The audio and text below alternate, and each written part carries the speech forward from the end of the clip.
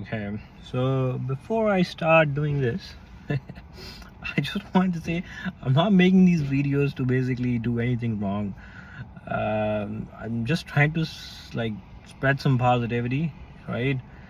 So yeah, it's just I don't know why people are so pissed that I'm like actually trying to say good things about Islam and Prophet. Um, it's just like mostly I'm doing these for Sikh people because I don't want them to be literates, like the people who don't know anything. And then I have seen like Amritari Sikhs, they be like saying things against Islam. I'm not like they're not attacking, but in ignorance they're saying or believing things that are not true. So yeah, that's the main thing about it, right? I'm not trying to spread any negativity into people about anything. I'm just trying to like say good things. So people are like quite pissed. Like there are some, I don't know, like there's like all sort of people, but I don't really care. So I'm gonna make this one about Hindus. Honestly, like I said in the title, is Hindu a religion? Hinduism is not a religion. It's a derogatory um, um, term that's given to the people of India. So everybody was called a Hindu by invaders from the West. Like they could be Iranians, they could be Afghanis, anybody, right? So the real name is Sanatan, which means an old one, or there's a deeper meaning to it too that I don't remember precisely now, so I won't be going ahead with that. And next thing people say is that Sanatans from day one are idol worshippers. That's not true. Even today, there be people within Indian culture or Sanatan philosophy that believe in one God. It's just there really, really, really few of them. So, yeah. I'm gonna give you two examples. These will help you understand like what's going on, right?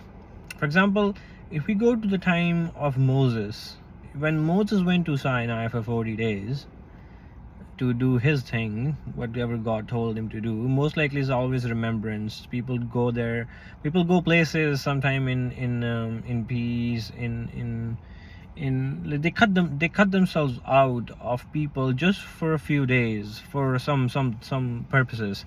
So Moses went to Sinai, um, and then once he left, the Jewish people, they started worshiping a calf or a cow or something like that was made out of gold or something like that. And Moses really got mad after seeing that. So it's just a weakness that people have within them, within like it's their mind that can be easily corrupted. So this happens to humans. You can easily corrupt their minds. Like I'm a big example of that too. I can tell my like from my experience like how dumb I am sometimes. So it's like human nature. So this is ultimately what happened to what do you call them, Hindus or Sanatans. They are very, very old. Like there could be ages. One age ends, another one starts. These religions like Jewish, Muslims, Christians, Sikh, Buddhist, they're quite new. And like for example, I can go to Buddhism too. Buddhism, nowadays people lie. Buddhist people lie. Buddha didn't believe, Gautam Buddha didn't believe in God. Why do you think they're lying? They just want to like go more mainstream. They were basically like they're almost finished in Asia thanks to some corrupt people, governments. Like in India, it's the government that basically ended their existence. Now they're going like Western and all that just to like like fulfill that requirement of people where people are not like, ah, God does not exist. So Buddhist people start lying. So this is like similar thing what happened to Hindus. Like if you remember the second example I'm gonna give you, when Prophet Muhammad, when this Kaaba is like there since Prophet Ibrahim's time. So because he built it. But then over time things happen. So even before Prophet Muhammad started preaching about his views, which is Islam, there were idol worshippers in Mecca too, actually, in Mecca, or what do you want to call it? I don't like on purpose pronounce wrong names, or I don't do wrong pronunciations. So on purpose, they like they people like, there were people in there too, in the city, or in that shrine where they used to worship idols. I'm not trying to insult Hindus, but it's kind of an ignorance. It's not right. You know, like I remember, I can tell you from our scriptures, when Guru Nanak Dev Ji, when he went to the yogis do knew that there is God, and it's not like Brahma, Vishnu, Mahesh. Even today, there will be 1000% people within Hinduism or within Sanatan Dharma that know that there is one God, and Brahma, Vishnu, Mahesh are not. For example, I will tell you about Parmananji. Parmananji, like his word is also in Guru Granth Sahib Ji, right? He started worshipping Vishnu Ji, right? But then over time, while he was like, when he meditated and everything, I'm gonna give you another example from Sikhism, but this is not from Sikhism, this is before Sikhism. So Parmananji realized that Tridev are not, or Vishnuji is not God, he is not the creator. So he basically stopped, and then he kept on with Ram Ram Ram, because this is the mantra of the Kal Yuga. So they all chanted that, right? And then he merged with the creator, the word, the God, whoever, whatever you want to call him. And then even in Sikhism, we have a story where a Sikh who became a Sikh but originally was a Hindu, he was a devotee of Kali, the goddess Kali, right?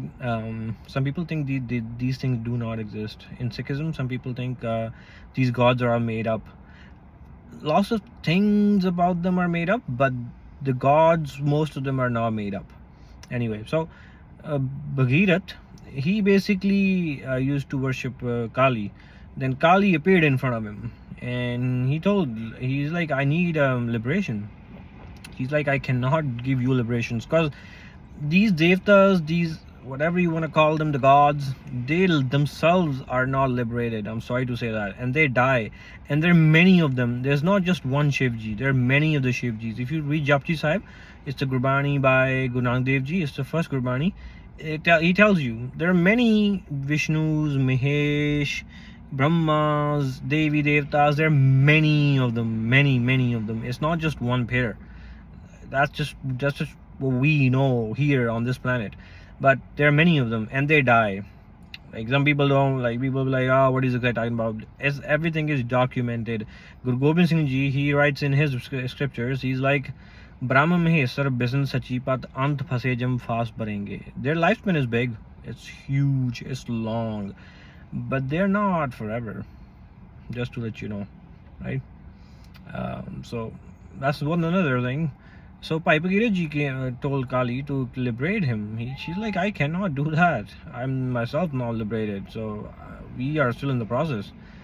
And then he's like, what should I do? She's like, why don't you seek the company of the guy who's here, who has the message of God at this time? And he's like, who is he? He's like, it's Guru Nanak Dev Ji. So he went to Guru Nanak Dev Ji. It's not like, I'm saying that, oh, Guru Nanak Dev Ji is this and that. The message, the key is you do remembrance. You sit down, you chant Ram, Ram, Ram, Ram, Ram. All the voices inside, all the voices you have inside, they will basically expelled with time, and then you will merge with God. And you need to, there's only one way. There will be people I know, they're Christians. I love Mother Mary. I love Jesus. Even if I'm not a Muslim or I'm not a Christian, right? But there's nothing wrong with loving them, right? I respect Ramchandra Ji. I love Hanuman Ji, Shiv Ji. Why not? Why should I hate them? What do I get by hating them, right? And yeah, so Guru Nanak Dev Ji basically same thing. He's like, do remembrance of one God and you'll be liberated. And he got liberated. So it's not that Hindu people have wrong approach. Like even Sikhs, even sometimes I have that. Yeah, when we should learn. I remember when Prophet Muhammad, when he started preaching, he sat in his house, and people came to him, right? He didn't go out and be like, "Oh, you are kafir, you are this, you are that," and he was not in a race to turn everybody into a Muslim. He had a message. He had patience. He had truth inside him. Same thing with the gurus that we had. They never went out and like, oh, you want to become Sikh? If you didn't become Sikh, you're not gonna get heavens. You're gonna go to hell. Nobody did that, and he didn't shame people who worship idols. Otherwise, nobody would have become a Sikh. Everybody was an idol worshipper in India at that time. So, like, we shame people for being idol worshippers. Sikhs do it, Muslims do it, everybody does it. I have seen Jewish people doing it, like in Israel. I have seen that, and they're dumb. They don't know how to tell people the message that they have or they were given. They're like they don't deserve this message. So the key is, I'm not saying that people should become Sikh or they become Muslim. They should just go in remembrance and remember God through his name. Everything will come out to you by itself. You gotta have a true guru. That's what I tell you. Like, you know how Muslims have Quran Sharif, Sikh have Guru Granth Sahib Ji, Christians have Bible. Even like if you go to Vedas tells you, man, they're telling you that don't worship idols, and they're telling you that worship one God. And I don't know how, like, everybody is worshipping Tridev are good. They're just employees of the creator. Like, you know, Eka Mai Jyotvaya Tinchare Brahmane, it's written. Eka Mai means the Shakti, the Durga. I don't know, Sikhs are gonna be a little allergic to that word, but I don't care.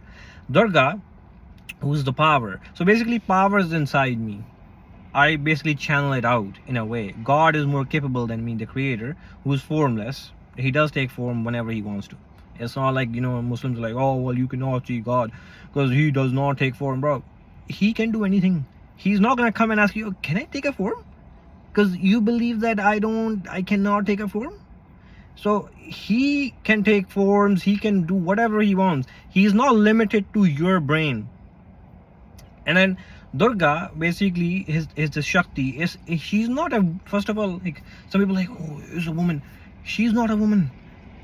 She also makes her forms and everything that Durga is and all that, but they are not human beings. They're not physical bodies. So basically, that channels, whenever God wants, he channels his power throughout this creation or whatever he does. And then this is how Tridev were born. She gave birth to Tridev and other devtas. It's the Shakti, is the power of the God, the creator. And no, we are not supposed to worship Durga. Sorry. Durga never said anybody, and he told anybody, oh, come worship me. It's the ignorance that we have. We get impressed by sun, moon, water, fire. Are you retarded?